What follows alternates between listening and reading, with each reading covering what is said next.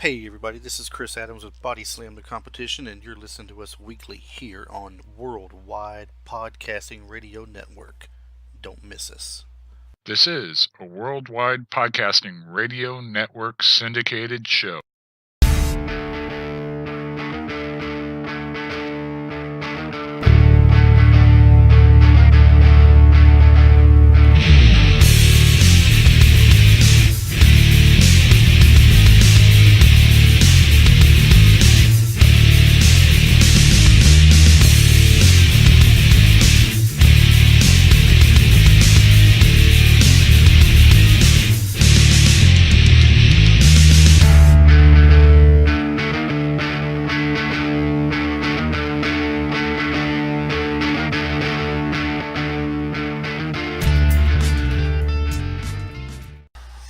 Hello everybody, and welcome back to Bodyslam The Competition. Thanks for joining us this week. My name is Chris Adams, your host, and as always, Mike Currents, the co-host. Mike, thank you for being here with us this week.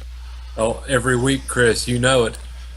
See, Mike's not going to miss a week now. We got cameras on because he likes to get that mug out there for everybody to see. I see you shaved a little bit today. Yeah, I tried to look a little more presentable. I've got the Grizzly Adams rough look going on. That's what I see that is this. That's what they like. Oh, you know, you got to give the people what they want, Chris. I know, and that's what I'm here for, to give the people what they want. That's why Bodyslam, the competition, is a numero uno with the podcast world. Mike, is that not right? That's right. That is right. So we're going to be doing a week in review show this week. Because we didn't have an interview this week. But a week in review, we're going to talk about what's happened on television this week with Raw, Smackdown, NXT, Ring of Honor, and Lucha Underground. We also have a segment later. We're going to be talking about Blackjack Mulligan. He passed away from us here just a couple days ago. And Blackjack Mulligan was having some health issues for a little while now. So it was just his time to go, I guess, and it's sad to say we lost another legend, and they're dropping off like flies this year. It seems like between this point last year up to now, I think Mike, we've lost what 4, 5 4 or people. 5. I'm yeah. thinking I could off the top of my head: Dusty Rhodes, Roddy Piper, Manny Villalobos, Blackjack Mulligan. That's 4 right off the top of my head I can think of. I know there's got to be at least 1 or 2 more there that we're missing probably. There's got to be. But it's just people dropping like crazy. But we'll touch more on that in a little while. We're going to go over the shows from this week first, and we'll start with Monday Night Raw. Monday Night Raw starts off with Vince McMahon coming out, and basically he wants to come out and gloat and brag, which we kind of expected him to do. That's the usual bit. Talking about how he was glad to see he's seen his son getting the crap punched out of him by The Undertaker, and how a couple of times he kind of felt a moment there, especially seeing his grandkids out there watching that match and seeing Shane climb to the top of the cell, Hell in the Cell, and he's thinking, don't do it, it's foolish, don't do it. But he had enough want and love for his future and want to run Raw that he would put his body on the line to make that move, and unfortunately it didn't pay off for him. He missed, but he did it anyway, and he just kept, Mike, talking about how the pay-per-view went and talked down to the crowd a little bit like he usually does. Then Shane's music hits and comes out. And Shane goes on to mention he just wants to come out there and shake his hand face to face because he's a man.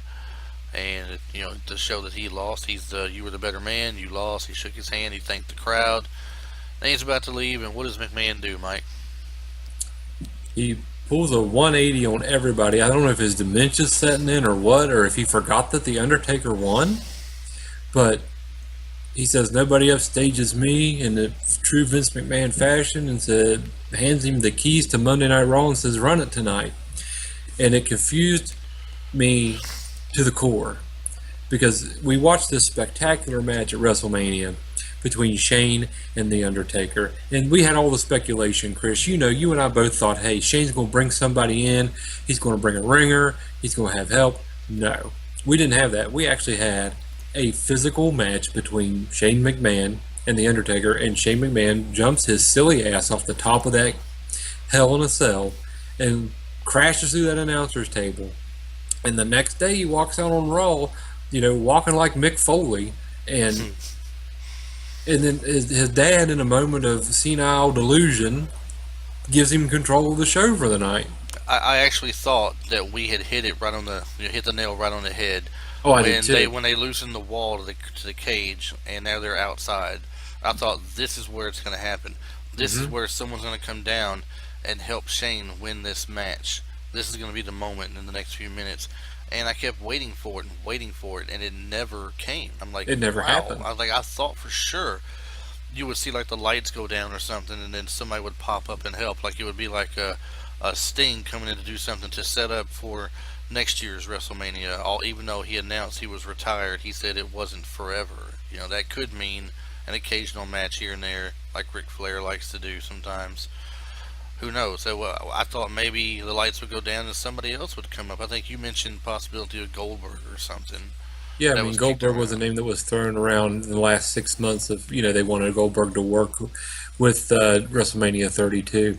I would have been happy to see, like, Kurt Angle even. I'm a big Kurt Angle fan. Could you imagine they would have blown the top off of that place had Kurt Angle come down? It would have been nuts. They would have been, they missed a golden opportunity there if they're going to bring Angle in to do it. And like you said, like you were getting ready to say, we've heard the rumors, we've heard the whispers in the back. Oh man, Triple H is having lunch with Kurt Angle. Well, come on, Triple H, quit having lunch with Kurt Angle and get him on Raw. There's been those talks, and that would have been the ultimate entrance for him to come in and screw the Undertaker at WrestleMania and get Shane control of the company over Vince. That would have been the ultimate, but that didn't happen. But Shane did take control of Raw that night and go ahead and run the show. And I don't know if this is an actual Shane McMahon show, or if he took what he was given and made matches with what he had, or how that was supposed to go. But right pretty much after this all happens, we find, I believe the New Day came out next, didn't they? Because it does say here, I'm looking at something online just to refresh my memory here, Shane looks around and smirks, looks pumped about the decision, and all of a sudden we hear, "Oh, Dallas, don't you dare be sour." Exactly. Clap for your world famous two-time champs. And feel the power. So we had the New Day come out and had their match, and I must say, it was not a bad match at all. No, sir. Well, what was the New Day is your thing. What'd you think about them? Well, I'll always enjoy the New Day. The New Day, to me, is probably the most entertaining thing on WWE right now. Right now. We're going to get into something a little bit later tonight, Chris, that has me very excited, that is going to rival the popularity of the New Day, and can see them as being a very big contender and maybe the thing to knock them down. But we're going to talk about the New Day right now. They just keep getting better. Their mic skills keep getting better. Their in-ring work keeps getting better. The crowd keeps getting behind them more and more. I just see this as it's just taken off. It's something that I believe started as a joke. Honestly, I think this whole gimmick started as a joke. It has snowballed into something magical. Yes, but this match also saw us lose Wade Barrett out of the League of Nations. And that's what I was about to bring up with you. The aftermath of the match. The rumor is that Barrett was not going to re-sign with WWE, and this might be the exit for him going out. It very well could be. I've heard the same rumor, Chris, and this would be that would be a great way to exit him out of the on-screen role, but still leave the door open maybe later if he decides he's going to come back, take revenge upon his ex-teammates in the League of Nations. It's kind of reminiscent of New Japan Wrestling when AJ Styles was leaving there to go to WWE. They had the Bullet Club beat the snot out of him and had the other guy go ahead and take over as the new leader of the Bullet Club. And of course now there's always room for that to expand when some of them come to WWE and more of them reach there. They've yet to come and had their first match that I've noticed. I don't believe they have yet, have they? I didn't No, see not to them. my I didn't knowledge, see them unless it's some Thursday kind either. of dark match at a house show or Yeah, something like I that. haven't read of any kind of matches, any kind that they've had here, but No, I haven't. it's gonna be getting close time to have that happen. And I'm thinking with AJ Styles having this match against Roman Reigns for the title, that might be the time to introduce them for the screw job on Roman Reigns once It would again be. It and put would be a AJ great as thing. champ. Because if Seth Rollins is coming back like they say he is here very shortly, Seth Rollins and AJ Styles could be like the highlight of the year in Oh yeah, I wrestling. mean, those two together in the ring is going to be like peanut butter and maple syrup. It's just going to go together so well, Chris, that you're just going to want to dip toast in it and keep on going. It's going to be something else. And I like the fact that Roman come out there and he confronts the crowd and everybody. Of course, no one's giving him respect of any kind here lately. No matter what he does, he gets no crowd respect. So he No, may as well no. embrace it and run with it. And I think that's what they're finally doing, because he comes out there and he's smiling at the crowd. He's like, "What? What? Come on! I'm not a bad guy. I'm not a good guy. I'm the guy." And he needs to making it believable. I'm the guy. And anybody wants some of this, pointing at his belt on his shoulder at the time, bring your tail on down here. And that's where he made his largest mistake ever. Everybody wants to come down there at this point. You got Yeah. Chris Jericho comes out. Kevin Uh, Owens waddles to the ring. Kevin Owens best he can comes to the ring. Hey, what is his deal right now? Is it like Cowboy Bob Orton's bad arm with the cast he had all those years? Does he have to I have walk? no Does he have idea. to I walk mean- this way in and out of the ring, but move like a I cat don't in the know. ring afterwards? I don't know. That's what I'm thinking. I mean, the poor guy, they got him coming down the entrance ramp. He's breathing like he's just run a 10K. Yeah. He's moving like he just rode a horse clear from Arizona to Dallas. But he gets in the And- ring and he's like a ninja. He's all Yeah, smooth yeah. and everything, y'all. Yeah. Ah. It doesn't make sense. It doesn't make sense. It's like he wears himself out coming down to the ring, and then and then he gets in, and it's just like bing, his bing, bing, second bing, wind's bing. kicked in. I'm just like, yeah, Oh. but yeah, we had what was it? Owens, Zahn, Sami Zayn come out, AJ and Jericho. AJ, and Jericho. And they had a four-way match set up for the end of the night for the main event that would determine who would face Roman Reigns. Now, is that for the next pay-per-view, Payback, or something like that? I really didn't catch that. I do believe it is though, but yes, Okay. but that is the number one contender. Would be the winner of that said match, Well, which was looking great. Yeah, that's a great matchup right there. You got Sami Zayn, you got Kevin Owens, you got AJ Styles, and then or Uncle Jericho is in there too. I'm not taking anything away from Chris Jericho, but I'm kind of annoyed with him, to be quite honest with you, Chris. And no offense to you, Mr. Jericho, if you're watching the podcast. I'm a great big fan of yours when you stick around. But, you come in for a couple months and then you leave for, 10 months and you come back for 2 months. It doesn't sit good in my No. stomach. It doesn't. It's Yeah. like The Rock coming once a year. The Rock's entertaining, and we all like The Rock when he's there for a full-time story. But Right. it's not as fun when he comes in and pops himself in for a surprise 9-second match with Eric Rowan at WrestleMania. I mean, Six seconds. 6-second match. My bad. Now, speaking of Eric Rowan, bringing up the Wyatt family, I'm confused. You and me Wyatt, both, brother. the Wyatt family on Sunday night were trying to beat and beat up to one of the biggest baby faces in a while that the fans love, and The Rock, the people's champ, Yeah. And they've been all up over John Cena, which he's loved and hated both. They've tried to take out good guy Chris Jericho, good guy whoever, Daniel Bryan, whatever the case may be. Out of nowhere last night, or Monday night rather, they pop up and beat the snot out of the League of Nations.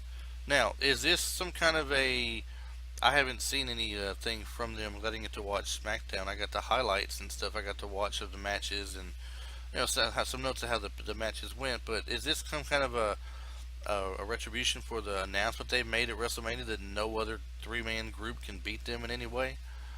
Because they popped out of nowhere and beat them down hard. I'm not sure. I mean, the only thing that I can figure is that they had two choices Monday night. They could either take on the League of Nations, which was easy pickings for the Wyatt family, or they would have had to take on the New Day, which there is no way on God's green earth that they can touch the New Day, because the New Day is the greatest thing going right now, so hot, so white hot that you've got to wear a glove suit just to get next to them. The thing is, with the New Day, they put the Wyatts and the New Day together. You're gonna turn around and hurt one of the two. You want to try to build up the Wyatts somehow. They've had them up, and they've brought them back down. They've had them up again, and then up a little more. Chris. Then they smacked them back down. They're like the yo-yo of factions. That's what I was gonna say. They're the WWE yo. That's what they are, yo-yo, and they need to be more consistent with them. So it wouldn't make sense to put them out there to tear up the New Day, because they're so hot right now and they're still running on that popularity. It makes perfect sense at that point to have them come in, do a little face turn, if you want to call it a face turn, or just say they're being themselves. Just say they're being themselves, and they didn't appreciate the comment that they made that no other three-man group can take them out, because they're counting 1, 2, 3 right here, and they took them out. That's how they should look at it. Honestly, Chris, I think it's time that the WWE maybe just gives up on the Wyatt family concept. Because like you said, they've kept them in purgatory for so long that we're not really sure what's going to happen. They come out and they're super dominant one day. Then at WrestleMania 32, they job Eric Rowan in a 6-second match to The Rock.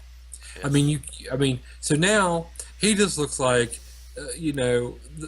an oversized version of the Pillsbury Doughboy, because he just got the Smackdown laid on him in 6 seconds by a guy who hasn't truly wrestled a match in God knows how long. 2 years. Because last year he was at WrestleMania, he showed up for just a minute and did a little thing with Ronda Rousey. No, yeah, and he just exchanged a couple of punches with Triple H, and that was it. Right.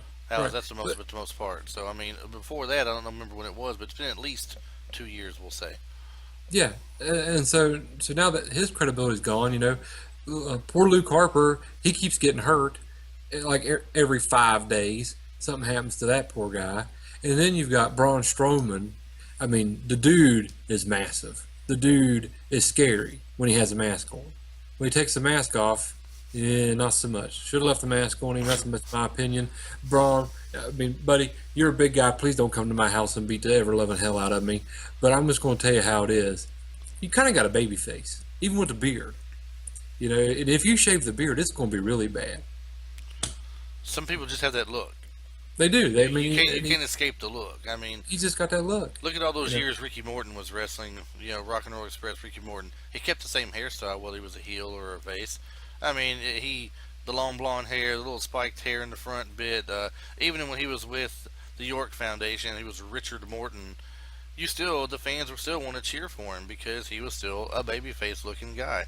And some people you just can't make a heel. That's all it comes down to it. And I'm not saying Braun Strowman can't be a heel.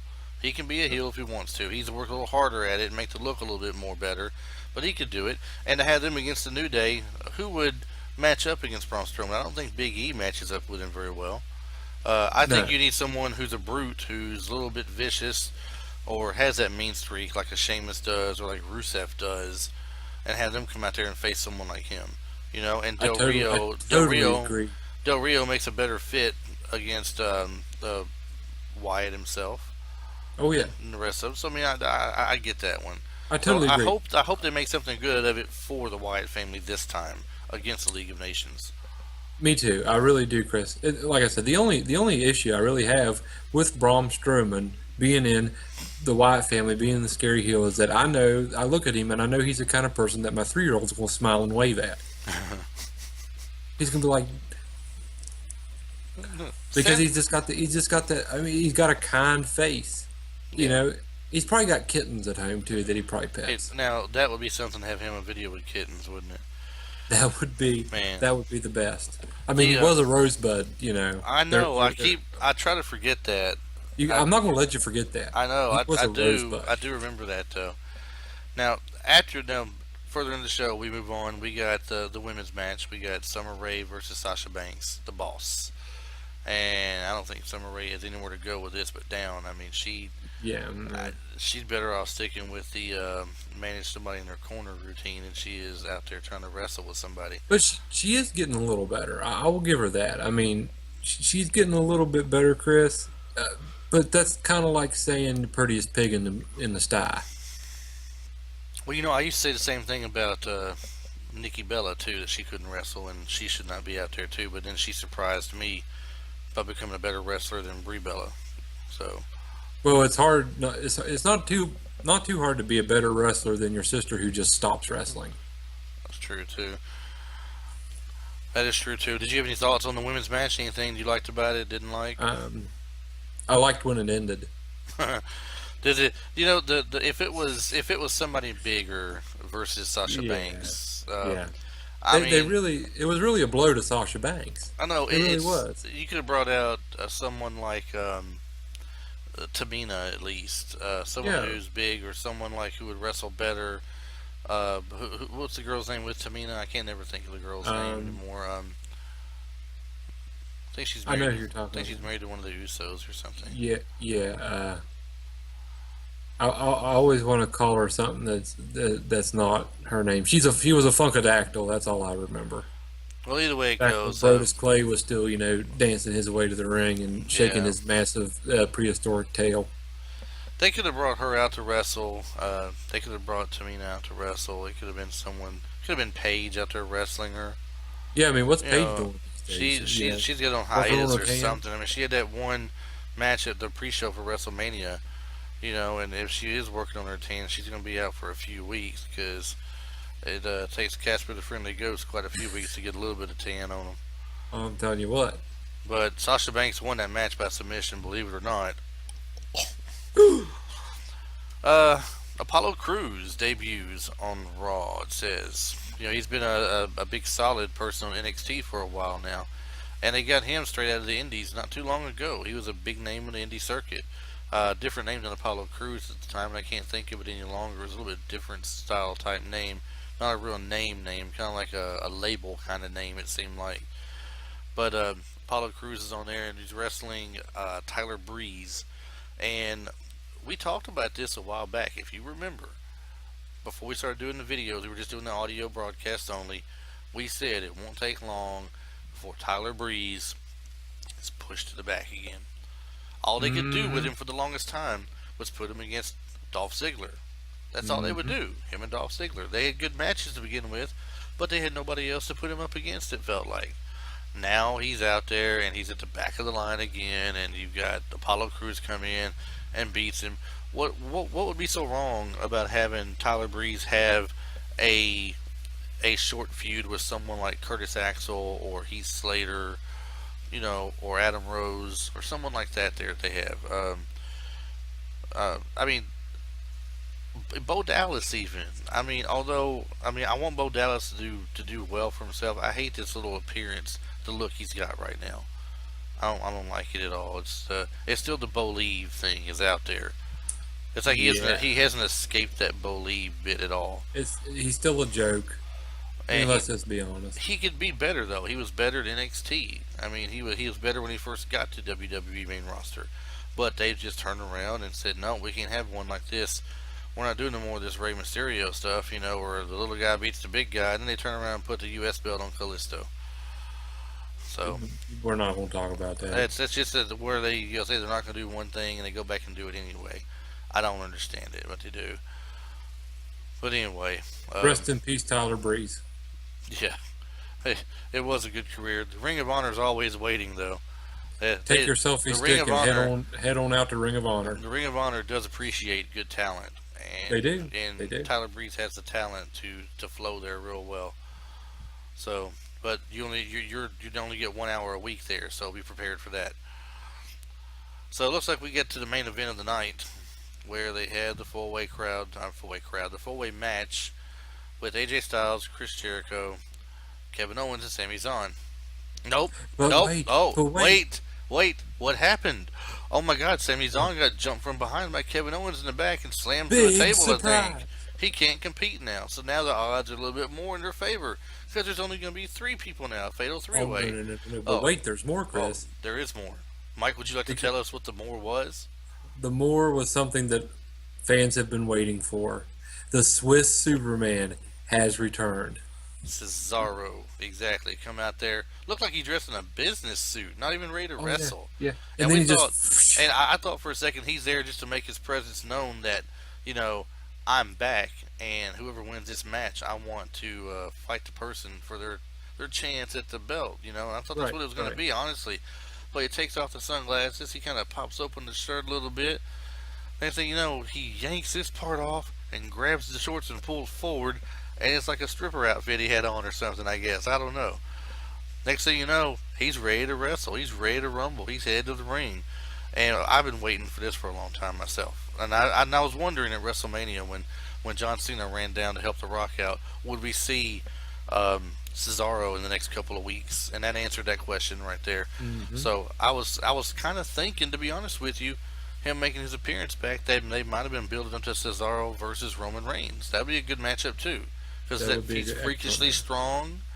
They've wrestled each other before, I do believe, And the crowd's really behind Cesaro. and they are behind I mean, Cesaro, but they're also behind AJ Styles too.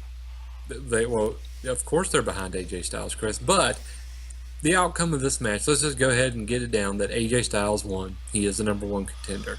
The outcome of this match surprised me completely because I didn't see it coming. I figured there was going to be some kind of controversial ending where we got somebody else come, and then all of a sudden it all falls apart, and we get a whole other number one contender later on. Yeah, Because AJ Styles, is not a WWE made guy, and usually they have to work a lot harder to get the bone thrown to them, so to speak. Because Roman Reigns, WWE made guy, comes in. I'm not gonna say he didn't put his time in. I mean, he did put some time in, but not as much as some of the guys that they've pulled in from the Indies, like I don't know, Samoa Joe, who could have just been ushered straight to the main card. Honestly, he really could have. yeah. He's a great Well, I count. mean, Finn Balor's the he's same been way. Samoa we've Joe was main discussed- card for a while anyway. TNA, Ring of Honor. He's Oh, been yeah. main card for a while. So, but a lot of people think about it. A lot of people don't look at NXT as being, indie or anything. They look Well, at it that's as what I'm developmental. saying. They look at NXT as being a big card now. Well, that's what I was saying. You got a lot of the talent there. We've discussed this before at NXT that don't want to go to the main card because they see what happens. They've seen what's happened to Neville. They've seen what's happened to Tyler Breeze. They're ushered into the back. They're ushered into mid-card hell or worse.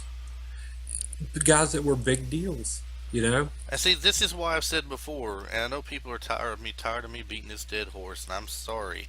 I want some kind of extra belt. I don't care if it's a cruiserweight belt. I don't care if you bring in a TV title. We need one more belt because of the fact that you have a Neville, a Sami Zayn, a Cesaro, a Zack Ryder now, who I am upset about at the moment. We'll get on in just a minute. Now his appearance has been thrown out there as being someone who should be reckoned with now. You still got your social outcasts that can still be reputable in a TV title or a cruiserweight thing with Curtis Axel and Heath I agree. Slater and I Adam totally agree. Rose and all. And I mean, come on. I mean, one more belt will not break that company, and it won't make it watered down. What it will do is it will give you some more competition for the fans to enjoy, because now these guys who sit here and just fight for the sake of fighting, well, now they're fighting for something. They're fighting to work their way up the ladder for that cruiserweight belt or that TV title belt. And if it's a TV title belt, it's got to be, no matter whichever belt it is. I don't care which one it is. It can be either one, but it gets defended weekly. Has Well, to I'll be tell you what, defended Chris. weekly. I'll one up you. They don't need an extra belt. They need another brand split. I mean, I know it's been talked about and it's been rumored that they're going to head that direction, but that's what they need. They Right. need, because NXT on its own, a little hour show that they put on their WWE network, has so much more wrestling content and has so much of a larger fan base following because the guys go out, they wrestle. The guys go out, and there's more titles that they're competing for. It's not just the same people on top. I mean, I'm a big New Day fan. Don't get me wrong. The New Day have been running with those titles for a long time right now. They haven't traded them off. They haven't really had a good feud with anybody yet. But you got the guys over in NXT, man. They're always flopping belts around. Somebody's always chasing. There's always something good happening. Right. And if we had a brand split, we could have that again. We could have that again in the main roster. If you had another set of world tag titles, if you had another like you said, mid card title, whether it be a TV title or a cruiserweight title or something like that. And I've heard rumors of that maybe bringing the cruiserweights back again, or the light heavyweight, whatever they're going to call it. But you're right. They need something. They need something extra, because right now all that talent that you had that was hurt starting to trickle back in, and the cards getting built back up, the roster's getting built back up, and they need places to put these guys. And these guys don't deserve to come out and open the show and with the same two people for a month like they did with Dolph Ziggler and Tyler Breeze, when all they did was fight each other. Right. Right, and then of course a number of people, we talked about this before on a podcast. A number of people asked. I said, "Well, why would you keep adding more belts? You're going to water things down." They said, "You don't need more tag champions. You don't need another heavyweight champion for the other show. That's why they merged them to begin with. You don't need this and that. You got one heavyweight champion who resides over both shows." They said, "You got one U.S. champion, one Intercontinental champion, and one set of tag champions, and they reside over both shows." Well, you can't really do that. That defeats the purpose of a brand split, then, technically. Right. I mean, in a way it does, because, I mean, just like, Ric Flair back in his day, he would travel to Portland, to Dallas, to Florida, to Memphis, to other places. He would defend his title in other territories, and he would scout for people while he was there to come join their organization, too, while he was there. In this case, there's no scouting involved. It's just, they're going from Raw to SmackDown, and that's it. So, I mean, do you really want to see one tag champion go between Monday Night Raw and SmackDown only, and have vaudevillains, the Lucha Dragons? They're bringing back in Primo and Epico, or whatever their name was. Primo was one of them, and I think Epico was the other one. Primo and Epico. They're bringing them back in. They got a little vignette about them now on SmackDown, I believe. So they're coming back. You got Enzo Amore and Big Cass. Oh, yes, we haven't discussed that one yet, No, Chris. we haven't yet. You still got the Dudleys, that's 5. You got the Usos, that's 6. The New Day themselves. Did I say them first of all? No, you didn't. That's You got 7. them. Then you got the Social Outcasts. Social Those guys Outcasts can be a tag team. You got the League of League of Nations that can Nations. be a tag team. We're sitting on a possibility of 9 different tag scenarios now. And you still have like those guys that nobody likes from NXT, the ass extension. Well, Ascension's still there. Yeah, they're They still can- floating around and so- kicking around. I mean, there's no reason why, if you're going to do a brand split, why you couldn't have 2 separate tags. And really and truly, if you want to have 2 separate heavyweight champions again, do it. It's a brand split. It's a SmackDown champion and a Raw champion. All right. I could see even keeping the World Heavyweight Champion to reside over both, and adding a SmackDown Championship and a Raw Championship. Those would be kind of like your TV titles you were talking about, but each show would have one. Now, that depends on what they do roster wise, though. That's true. Because if you want to see what they do, because right now the same roster is on both shows. That's why it's. Well, yeah, it's when we do a that's why brand split, though, we see, won't that's get why they that. can do what we're saying. If they brand split and they've only got certain people on certain shows, then you can't add too many belts. If you add too many belts, that's where it becomes watered down at that point. Right. So let's say you go to SmackDown, you have your SmackDown Tag Champions, you have a World Champion for SmackDown, and other than that, you have a choice. You can either move the U.S. or Intercontinental to SmackDown, or you can leave both of them on Raw, and you can add a Cruiserweight title to, or a World TV title, like we said, to SmackDown to make an extra belt there for the people wrestling there. What if they move the women's division to one show? Or do they need to have another women's title as well, I wonder Chris? how long will it be before we see a women's show, period? How long will it take for that? A one-hour show a week. If they keep pumping out talent like they have been, they could almost do it now, Chris. That ladies roster is so deep right now and is so good that, and I'm excited for what we're going to see with this feud with Charlotte and Natty.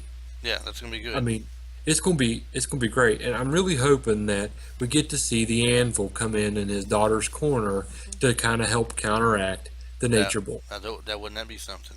That would be That would be great. That something. would be And that would be then something. if you get let's just say they go ahead and they move up um, Bailey and Hmm? what's that girl's name? Oksana or Yeah, Akasa. Yeah, I don't know. Akasa. Akasa. Akasa. All right, and you move them two up. All right, so you've got them. Now it really leaves you open space to bring in these other indie girls out there that want to make their way up. I've been hearing Tessa Blanchard's name thrown out for NXT here lately. Not by fans, but like rumors on news reporting sites that it looks like Tessa Blanchard may be packing her bags for Florida. Now that would be something Ooh. to see her move up, and there's a couple more out there they'd love to see move up as well. They say, other than just her, that are pretty big names. I think one's called Havoc. Um, she kind of has a look that reminds you of a not quite like Luna Vachon, but kind of roughhouse like. Yeah, she was Um, on TNA for a little while, and I do believe she had a little bit of a scandal, uh, if I remember correctly. I think her name's Jessica Havoc, I believe so. and I think she had a little bit of a scandal where she had some very racist tweets go out. Oh, So, yeah, something about a certain ethnicity and watermelon. I did not know It, that. yeah, it was a pretty big deal, Chris. I don't know that we'll see her in NXT unless You may not then.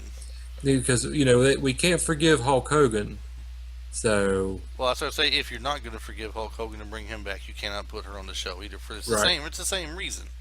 right, It's just a different sex at that point. right. What about Gail Kim making a return to WWE, possibly leaving TNA? If TNA keeps going under like they are, losing people, Bobby Roode's gone now. Eric, what's his name? Ethan Eric Embry, Eric Embry, Eric something. Eric Young. Eric Young, thank you. Eric Young is gone with Bobby Roode now, and Bobby Roode was spotted in NXT's Takeover crowd, so it's a possibility he's going to be there in NXT Takeover soon. And I mean, all they're getting all the great talent now between NXT and the main roster now. Now WWE is starting to make up for some of the things that they were hurting us on in the past because they had all these injuries, all these big stars, and no one to cover. And now this plethora of talent is coming through suddenly, and now you're like, man, we're gonna have so many people on here to watch. It's gonna be so entertaining that you can't get them all on a 3-hour show. Even now, here comes the Right, brand split again. This is why we had to do it. But I don't know. They right. may or may not do it. Speaking of former NXT people, Baron Corbin was on Monday Night Raw against Dolph Ziggler. Um, Poor Dolph. Poor Dolph Ziggler. I'm Poor just going to throw Dolph. this out here. I feel bad for Dolph Ziggler, a former world champion, and now mid card whipping boy. He's kind of the guy that's putting the new people over. And I don't know if it's because that's what he wants to do, he's chosen to do it, or he's being made to do it. He has made a reference publicly that he wants to be like Hacksaw Jim Duggan and Mick Foley. He wants to pursue a stand-up comedy career. That he always had a love for comedy, and that he had done some stand-up comedy before he got into wrestling, and he wanted to revisit that. So there's quite the possibility that he's writing out his contract, helping put over some of the talent until he gets ready to leave and goes on to a new career. That could be That's a possible. possibility. Could be what he's doing. I don't really know I for could. sure. I wouldn't blame you, Dolph. I wouldn't blame you at all. From clawing your way out of the Spirit Squad, and then now back into the mid card whipping boy status. He was in the Spirit Squad, wasn't He was, yes. But look at he? He this was. way. Look at it like this. If he leaves like he's doing now, let's say he is truly going to give this a shot, and he goes out and he doesn't succeed with it. Um, he has left himself open by working well with the company and Oh, management I and, agree. and doing what they want and putting over some talent that he would probably be welcomed back again. If not, and he doesn't want to pursue there, he could be a part of the movement that goes to somewhere like Ring of Honor, where there's no real pressure they say on their people there. And I imagine you're gonna see some more people joining Ring of Honor here soon that don't go to because NXT can't hire them all. Oh no. WWE cannot hire everybody. There's just no room for everybody.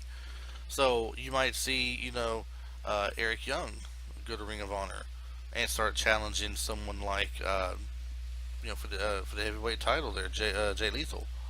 You might see Dolph Ziggler appear back there if his comedy routine doesn't work out.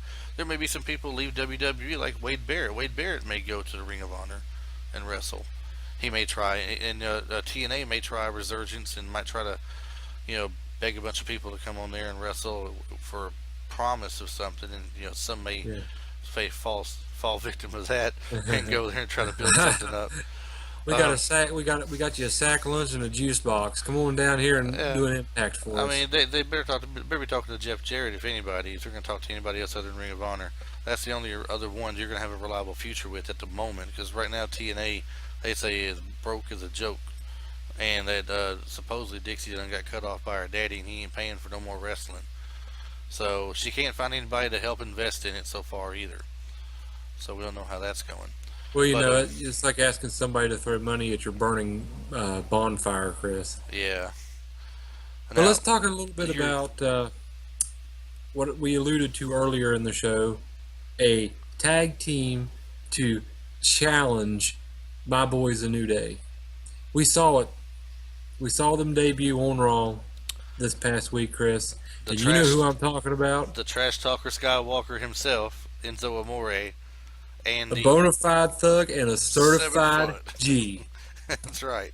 And you can't teach that. And then you got the guy who is 7 foot tall, and you can't teach that. You gotta love them. I mean, they're fun to watch. They're fun to watch. Did you see Enzo Amore's hairdo? It stands out. I don't know what stands out taller, his hairdo or a big cast. I'm telling you what. But they're extremely entertaining. I watched them a lot on NXT, Chris. I'm extremely excited to see them. I think that obviously they're going to be doing a feud with the Dudleys. I mean, that's pretty much, they called the Dudleys soft. I mean, come on. They called them more than soft. I mean, Enzo Amore told Bubba Ray Dudley that when he cried, tears rolled down the back of his head because his face was too ugly. I mean, he told Devon, quit looking at him like that. He slapped him so hard he put that lazy eye back to work.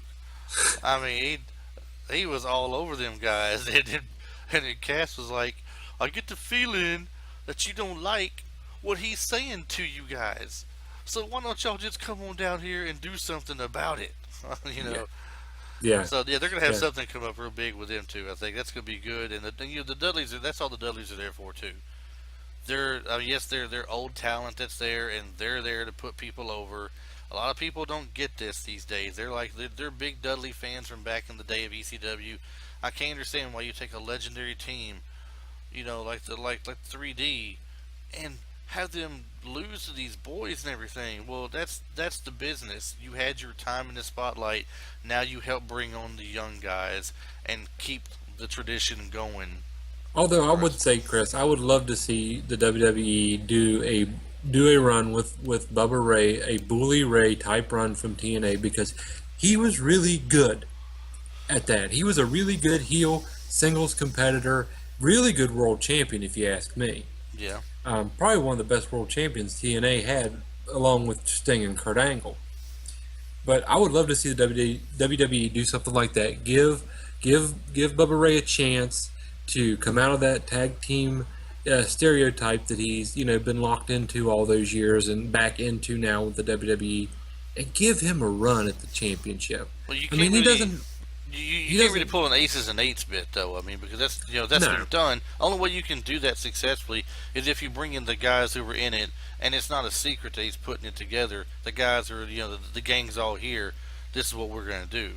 That's the only way you could do that. Now, give him a chance at it would be great, but how would you build him up? Would you build him up by himself, or would he have a group around him like aces and eights were? See, the aces and eights bit's been done, so I would build him himself. I would build him by himself. Devon's always going to be there. Devon is, they're a team. I know that he went away during the TNA, bit with aces and eights, but I think it needs to be a different animal, but similar. What if they played an angle like Devon finds out he just can't wrestle no more, but he's going to be in the corner of his brother Bubba Ray, and now they're going to, and since he's such a bully on his own, we're going to refer to him at this point forward as Bully Ray, if they can get that right to that name, I guess. It's probably taken by TNA. If not, they can stick with Bubba Ray. I'm sure at this point Dixie Carter would probably sell it off for, a pack of Marlboros and a case of Mountain Dew. Pennies on the dollar. Pennies on the dollar, yeah. Pennies on the I mean, dollar. I'm sure Vince McMahon can wiggle some pocket change in front of her and get pretty much whatever he wanted. Yeah. Well, look, we got to hurry up and get past here. We got so many more things to cover. We got to get to Raw. Let me just go ahead and zoom through the rest of Raw here. We did have, like I said, we had the winner of the Andre the Giant Battle Royal Tournament, Baron Corbin. He did fight Dolph Ziggler to a double countout, and then he left him laying in the floor afterwards on his way out because he wasn't excited about that double countout rule. Told the referee this was on him and laid him out. You had Zack Ryder had to lose the Intercontinental title to The Miz because The Miz had Maurice come out there and she caused some outside interference where she slapped Ryder's father or something in the crowd, and he's out there trying to yell at her to get away and get snuck up behind and get that move put on him just to lose the next day. Yeah, that's very disappointing, Chris, but I want to point out something, that Zack Ryder's dad is in phenomenal shape. He could probably tag with him if he wanted to. He could probably, yeah. I mean, I don't know why he just didn't reach out and slap the French right out of Maurice. That just did not happen, though. Well, then they go ahead and they show, of course, thing about the vaudevillains coming to SmackDown. They talk about that. They get a few highlights of things like from the Hall of Fame introduction and WrestleMania 32. Charlotte giving the belt given to her and stuff. There's a table insulting the whole women's division. Here's the tables match we mentioned earlier where Enzo Amore and Cass came out, the Usos and the Dudleys. I'm really tired of seeing table matches. Just because the Dudleys do, I mean we have to have a table match every week or once a month even. But the Dudleys win that match, and then that's when Enzo and Big Cass come out and embarrass the Dudleys more or less. It was something to see. They are SAWFT, soft for sure. And then the Fatal 4-Way with the surprise of Cesaro coming back. And AJ winning that to get his first title shot at the heavyweight gold. That's pretty much how Raw ended right there with AJ celebrating in the ring. Moving on to the rest of the week here now. Mike, you said you didn't get to see it, but I watched Ring of Honor this week, and Ring of Honor was great, just like NXT has been putting on a show. Ring of Honor is still putting on a show. Anytime I watch it, I come out a happy person from a wrestling perspective. Seriously. It's Happy Chris. I mean, Happy Chris. Happy face. It's Happy Chris. The Red Dragons, Kyle O'Reilly and Bobby Fish, they took on from the IWGP, Gedo and Okana, and I believe Okana is the IWGP champ, they said, to a tag team match. Now, it was a very excellent match, tag team wise. Very athletic, great tag moves, when you got the double team moves together. But in the end, the Red Dragons, Kyle O'Reilly and Bobby Fish, did pull out the victory. If you get a chance to go back and watch this, Mike, during the week anyway, or anybody else watching, I would highly recommend watching Ring of Honor. Very entertaining, just like NXT. You get your feel of wrestling, and I say wrestling, not entertainment. You get wrestling. You should call it wrestling. Wrestling. It's Wrestling afterwards. I'm from down south. We call it wrestling down here wrestling, anyway. Adam Cole, familiar name there. Adam Cole from the past took on Kushida, and Kushida's also from IWGP, I believe. Great solos match they had there between the two. Adam Cole used to be part of a tag team or a group, and he's showing here recently he can do well just on his own without their help. And we have a nice finishing move I see from him. It looks like he's lifting the guy up for a suplex or maybe even a brain buster or something.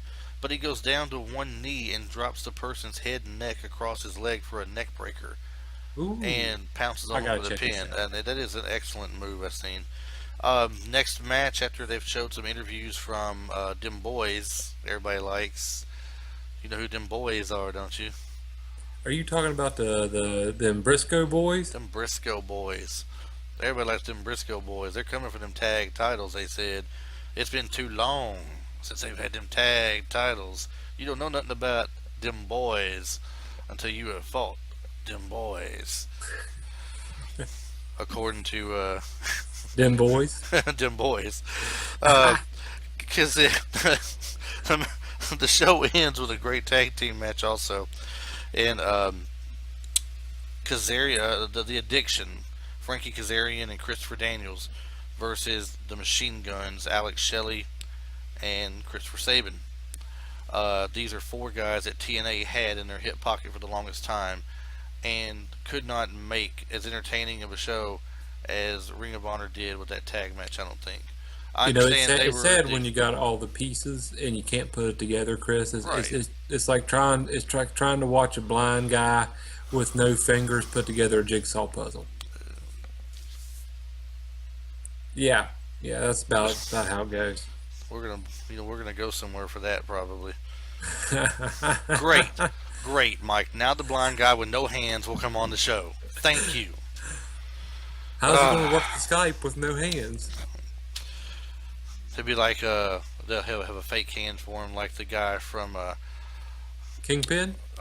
no, the where they're making fun of the scary movies, and the guy's like, "Take my hand, child. Take my good hand." You have to watch it. I'll tell you more about it later. Scary Movie, I believe, is what it's called. The first Scary Movie. Okay, yeah. The outcome of that match was the Machine Guns as the winners. Great tag match, great show. Maybe the key here is 1 hour. NXT puts 1 hour out, we're happy. Ring of Honor puts out 1 hour out, we're happy. Maybe Raw should go 1 hour and SmackDown 1 hour. Maybe we'll be happy from that. Who knows?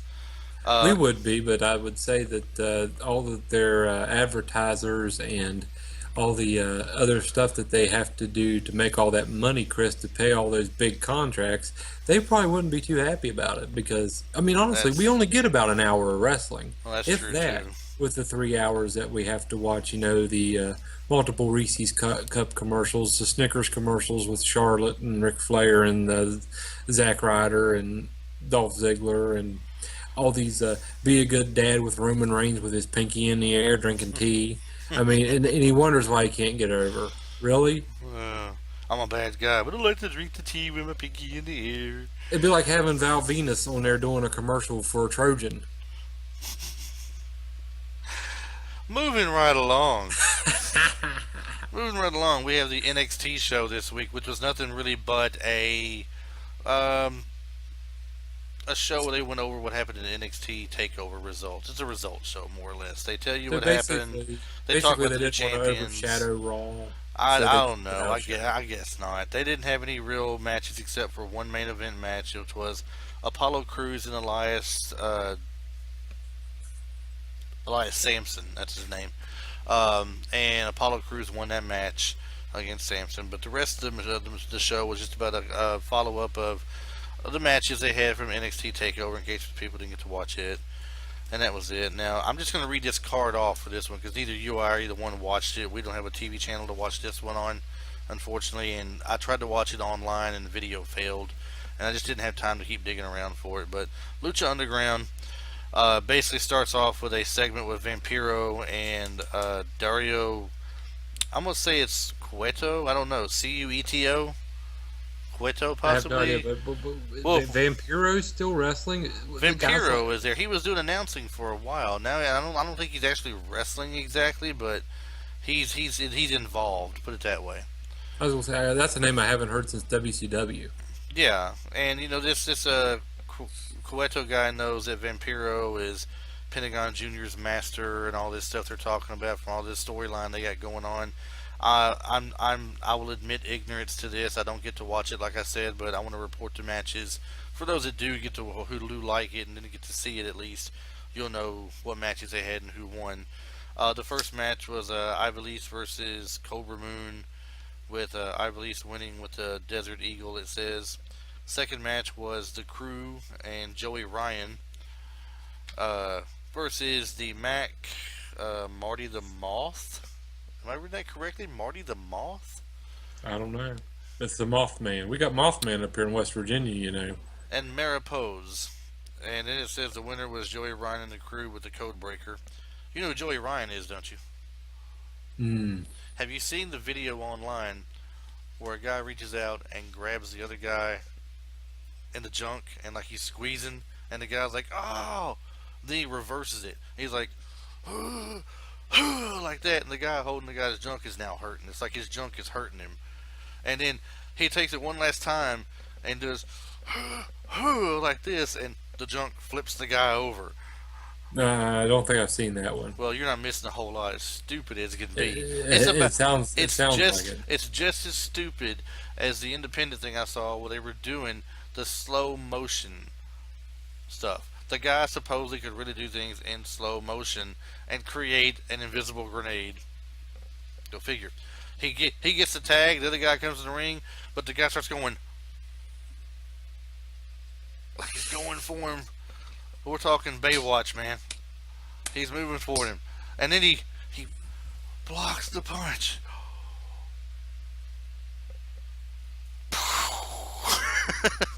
Everything's slow motion, and then he takes out and he tosses this grenade down, and the other guy, the tag partner, the other guy jumps in and jumps on the grenade, and when it explodes, the guy actually pushes himself up and flips over like he's really hurt. Man, I don't know why they think this is entertaining material. I don't know. Now that was not on Lucha Underground. That was some kind of independent thing, all right? But that's what Joey Ryan did on the independent circuit. I think that was his thing there, and I think it wasn't. That's not very believable. All right, I mean, come on. Um, Last match, 3 matches. Once again, 1 hour show, 3 matches and some talking in between.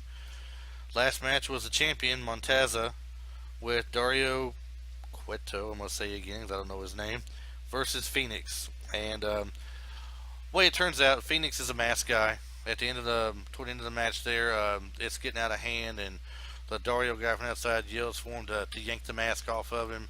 And Mil Moritis and a couple other people come down there and jump in and toss Matanza over the rope and gets a DQ. He gets the win, still champion. End the show basically. So we can go ahead now and abandon Lucha Underground. I'm sure the matches were fine. I hear a lot of their matches are well executed and high paced action, but I didn't get a chance to actually watch it to enjoy it, to say anything more about it. I want to try to dig us up a link somewhere, Chris, and if I can find a reliable source, I will share it with you. Yeah, well, we need to get into some of that as well. I'm gonna start watching this Ring of Honor every week if I can, because that, like I said, every time I've watched it, I've not been disappointed. Last show of the week we're going over here is SmackDown. We'll just go quickly over the results because SmackDown usually is just a Monday Night Raw redo for the most part. Some things are a little bit different, but we did have on here Styles coming out and confronting Roman Reigns, telling him that he's been all around the world. He's beaten all of the best. He's been a world champion before, and he's going to be a world champion here. And if he is to beat the man to do it, then that's what he's going to do. And that was their confrontation from there. The Vaudevillains debuted against the Lucha Dragons, and they won. They defeated them. Natalia defeated Summer Rae with Charlotte watching from ringside. Summer Rae just can't win. I know. She had no chance, man. The Miz, it says, defeats Ryder with Maurice once again interfering. That seems to be the key factor right now. She's done the same thing twice, and he's got the same move put on him twice for the loss. Well, maybe we'll start. Maybe we'll see something at the next pay-per-view where you're going to have the Miz and Ryder maybe in a cage or something for the IC title. That would be all right. Or maybe they'll go old school and they'll have Maurice handcuffed to Ryder's father, where she can't go out there and do anything in the ring. They She could do can't. that. Something like that. Or maybe it'll be a Maurice on a pole match. Maurice on a pole. She's swinging around dancing, or is she just standing up there? Let your imagination run wild, Chris. Apollo Crews. Well, I didn't have any imagination for Maurice to begin with. Really, she's all that. Apollo Crews defeats Curtis Axel in what they said was pretty much a squash match. It didn't last very long, which once again is a shame because now you're putting down the social outcast that much more from just Apollo Crews. Baron Corbin talks about Dolph Ziggler and what he done to him and everything. Emma comes out there and interrupts Becky Lynch's interview, setting up a match. They have a vignette that appears on Primo and Epico and their return to WWE. And Cesaro and AJ Styles defeat Kevin Owens and Y2J. And before it's over with, the Dudley Boys run down to start beating people down. They're jumping on AJ Styles and everything. And the way it ends up is Roman Reigns comes down there and him and AJ clear the ring and then have a stare down pretty much. And that was the show right there. That was the show. Ladies and gentlemen, Raw is like Sunday dinner at your granny's house. There's meatloaf, there's mashed potatoes, there's corn, there's green beans. Smackdown is like Wednesday afternoon at your granny's house. There's meatloaf sandwiches, cold mashed potatoes, and old green beans. Yes, that's exactly it. Oh, what I miss about my granny's meatloaf sandwiches, let me tell you. Been a while. There's nothing like a meatloaf sandwich from Granny, Chris. I know. Now, that has been pretty much the week in review we have, but we do have something a little bit more. We were going to do this week a special segment with a friend of ours named Jeff Teeters, where he goes in and he picks out a wrestler of his choice and talks about them, but he's had some trouble with it. I think what we're going to do is we're going to wait and hold off on that till next week when he gets more time and a better chance at lighting.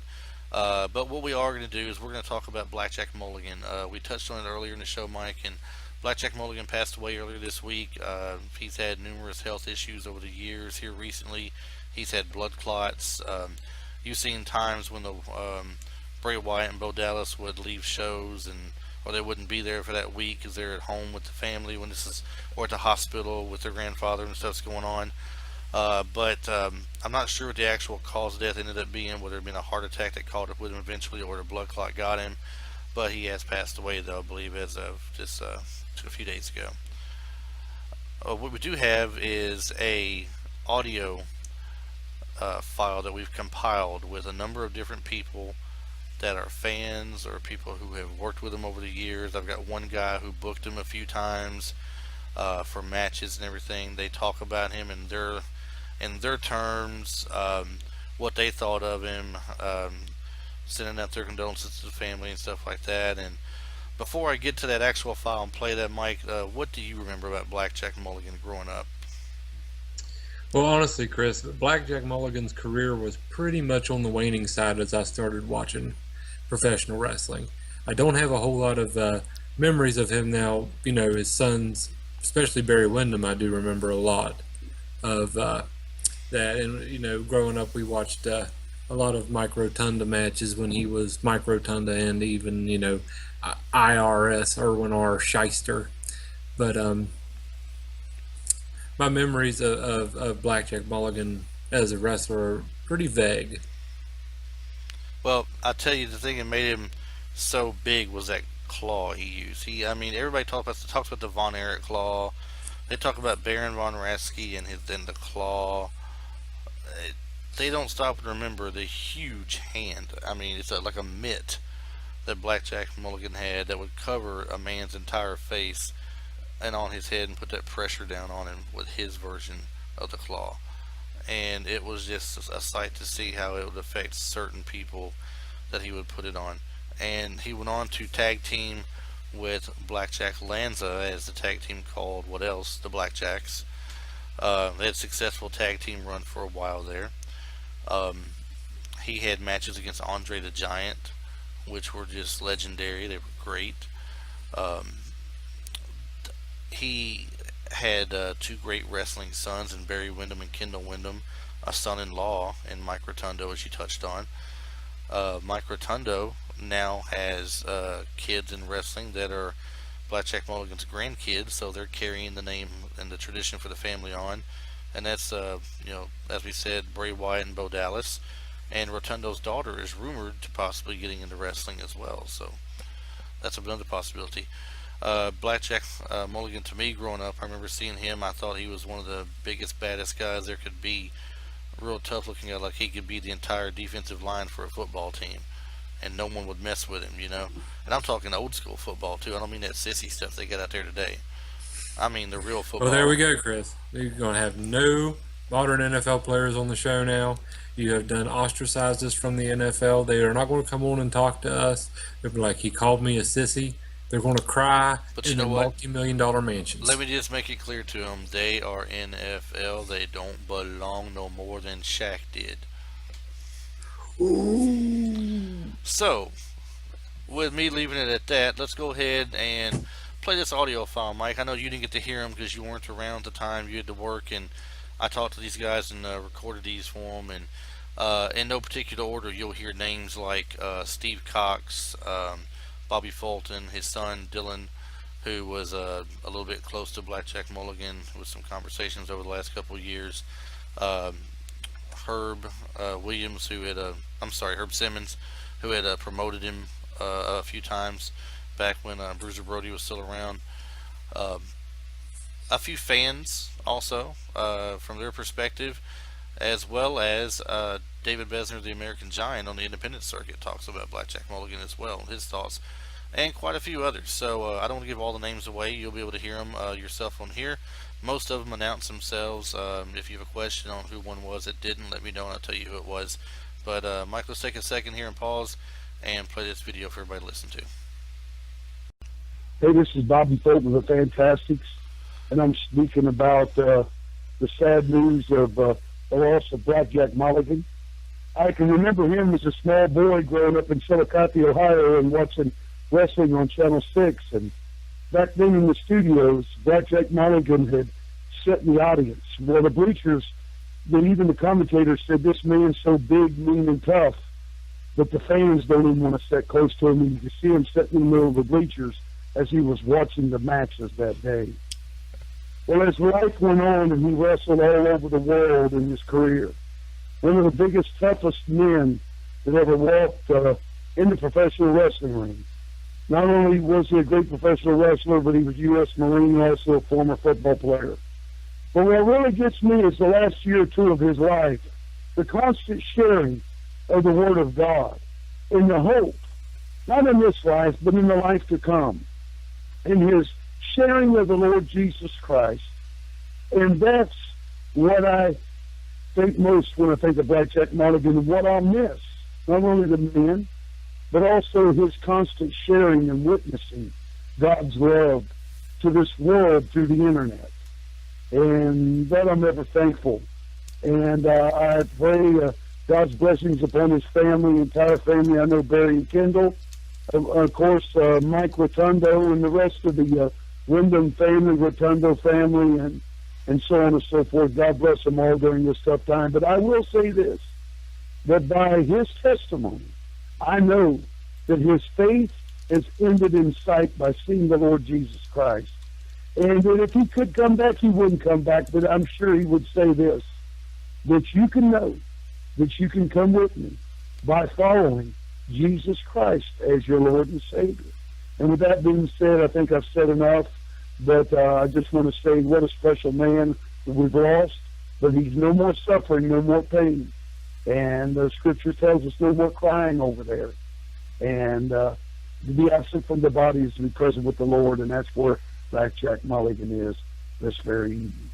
God bless. All right, Blackjack Mulligan, he passed away yesterday, Thursday. It's very sad to hear and stuff. He was one of the greatest wrestlers of all time. He had a phenomenal tag team of Blackjack Lanza. They were the Blackjacks. He was a WWE Hall of Famer. Ric Flair, I saw yesterday, he said that Blackjack Mulligan, if there was someone who deserved to be into a Hall of Fame, it was Blackjack Mulligan. And that's the truth. Another thing about Blackjack Mulligan, he was a great man, a great Christian. When my grandmother died last year, he contacted me several times, wanted to make sure I was okay. Although his health was down for several years, though he still loved people, he still was there for people. He remembered people, he talked to them, and he kept to be a good Christian. A lot of people, when they're down and out, that's something they keep on to, is being a Christian. And he was a strong Christian. He put Bible verses up every day, which I love because I'm a Christian. And he's definitely going to be missed. He had some phenomenal matches with people. And that's all I have to say. Man, I tell you what, Blackjack Mulligan was one tough hombre, especially when he wrestled for the WWE. And one of the matches I really remember him was the six-man tag from Madison Square Garden back in 1980. Him and Mr. Fuji and Mr. Saito versus Andre the Giant and Strongbow Brothers. And man, those two guys won a grave like two giants. But I'm saddened to hear that Blackjack has passed. My heart's in prayers and goes out to his family. I pray for comfort at this time. Blackjack, you will always be missed. Even though I didn't meet you personally, you were one great, tough competitor. And just Rest in peace, my brother, and God bless you, man, and take care of Windham family, and God bless you as well. This is Fred Peggs. I was invited on the show by Chris Adams to say a few things about one Mr. Blackjack Mulligan. What I remember about him most is he was believable. He was legit badass. There was no doubt about that guy. Some of my favorite matches included him with the great Bruiser Brody and Andre the Giant, Big John Studd. He was just a monster of a man, and he is and will always be a legend in the world of professional wrestling. I can't say enough good things about the guy and how many people that he helped and pushed along his way. He was just a tremendous talent, and he will never be replaced, and he will always be remembered in our hearts and in our minds. Just tremendous talent, God-given, and God bless you, Blackjack, and your family. We truly appreciated all your sacrifices. Yeah, this is Herb Simmons from Southern Illinois Championship Wrestling, wanting to send out our condolences to the family of none other than Blackjack Mulligan, one of the biggest men in the business, not only in body size, but had a big heart. I got to meet him on a few different occasions.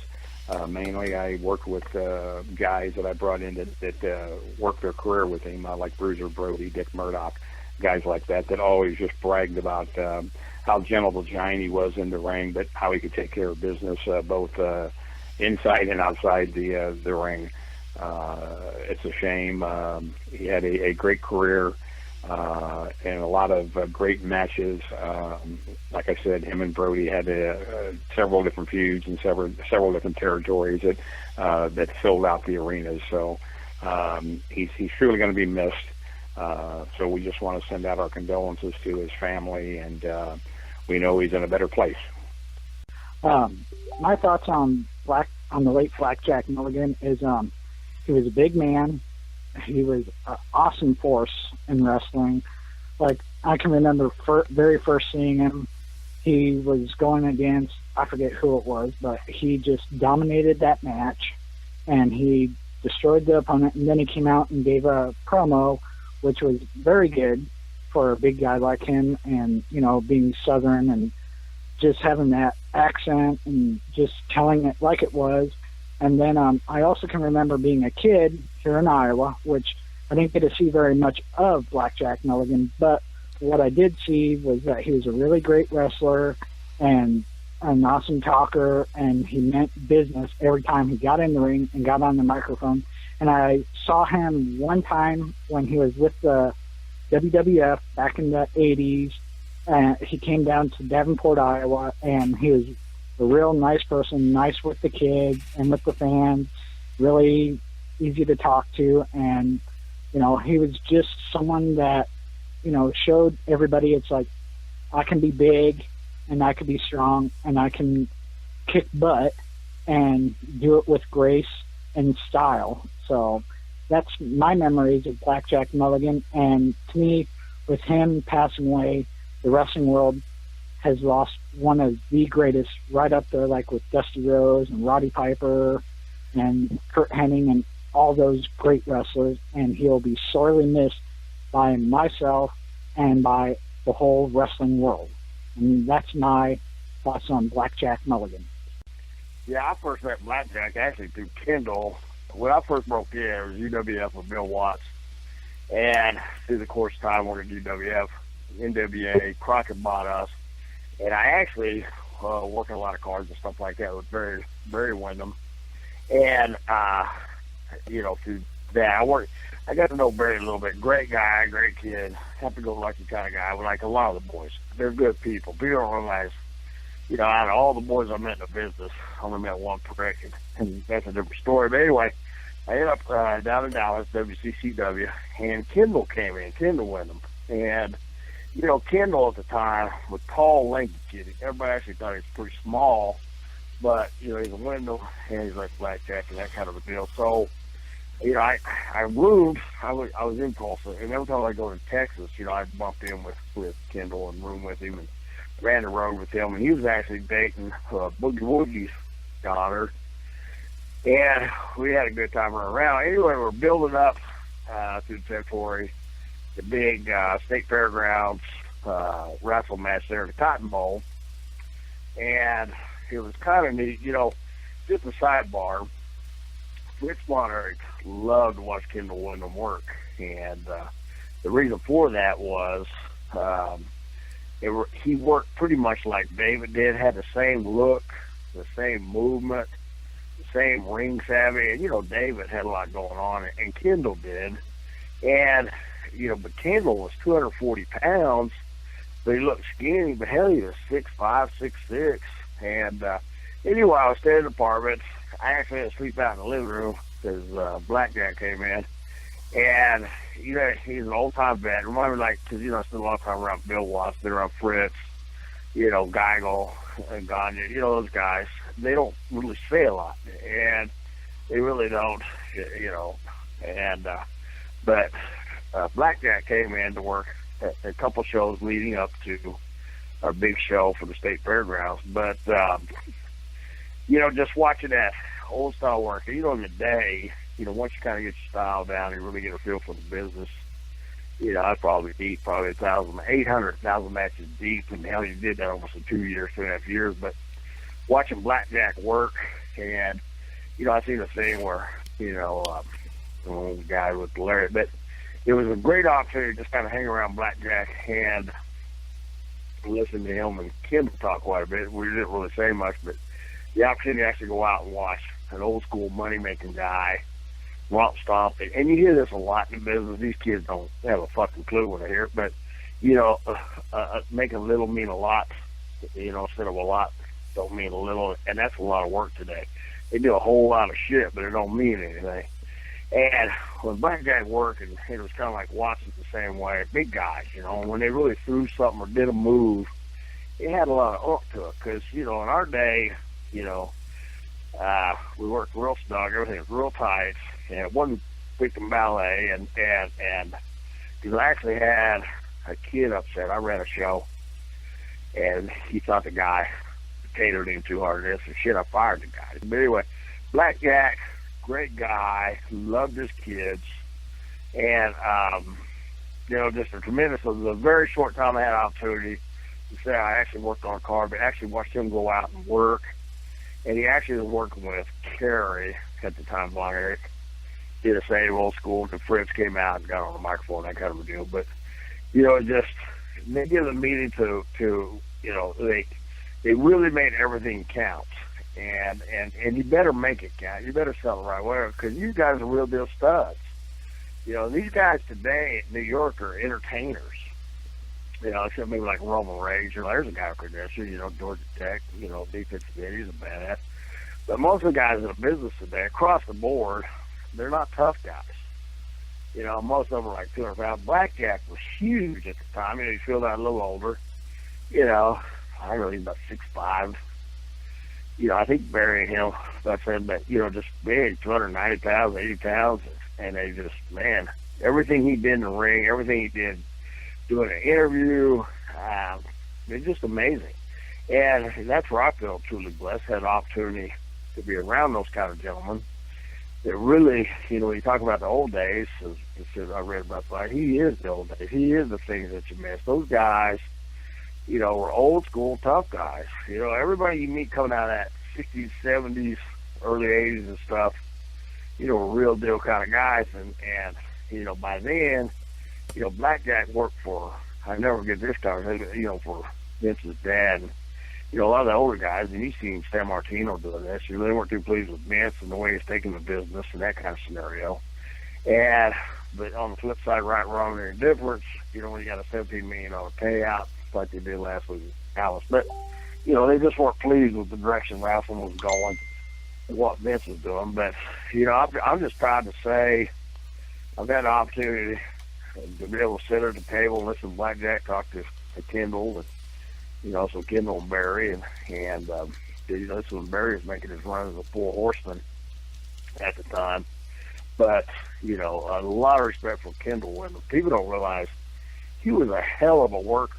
I mean, he was a hell of a worker, and he just I don't really think he got the shot or truly the respect for the kind of work and work ethic and everything he had about the business.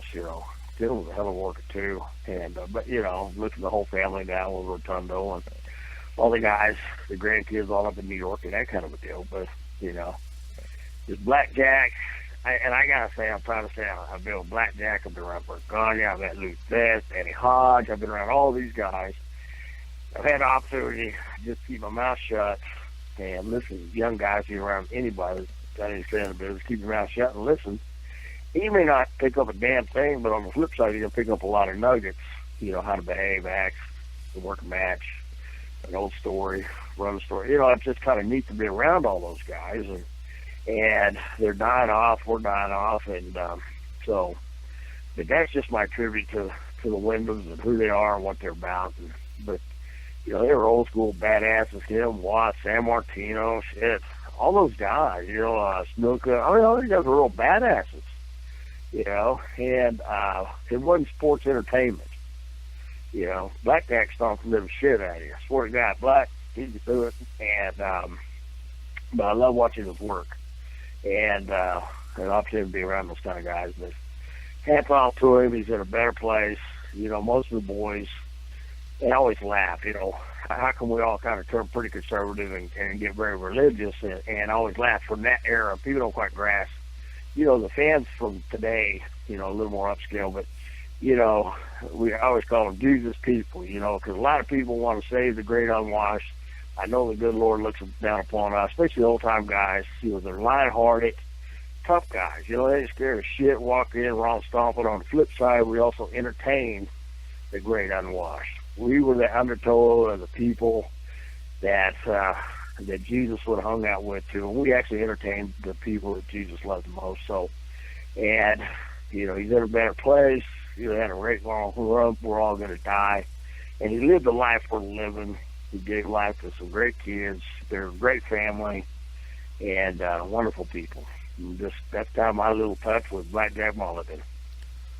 Oh, Steve, I really appreciate you putting in with us tonight and all this. Everybody, this is Steve Cox with us, giving his thoughts on Blackjack Mulligan and the Windham family.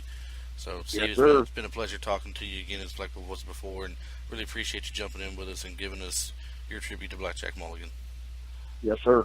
Thank you. Thank you, man. Goodbye. Bye-bye. All right, everybody, and that was some fans, people who had worked with him before, people booked with him, just getting their words out and their heartfelt sentiments to him and to the family, what they thought about Blackjack Mulligan and how they remembered him as well. So that's pretty much all we have for this week. We will be back again next week for a weekend review again, and we'll touch on some more things. We'll try to have that segment with our good friend Jeff on here that he's doing a wrestler spotlight on. We'll leave it secret who it is until that time, but I think you'll enjoy it no matter who it is. He's really great with his stuff. And we may have a guest be on the show as well for a little bit. Working on a couple different names.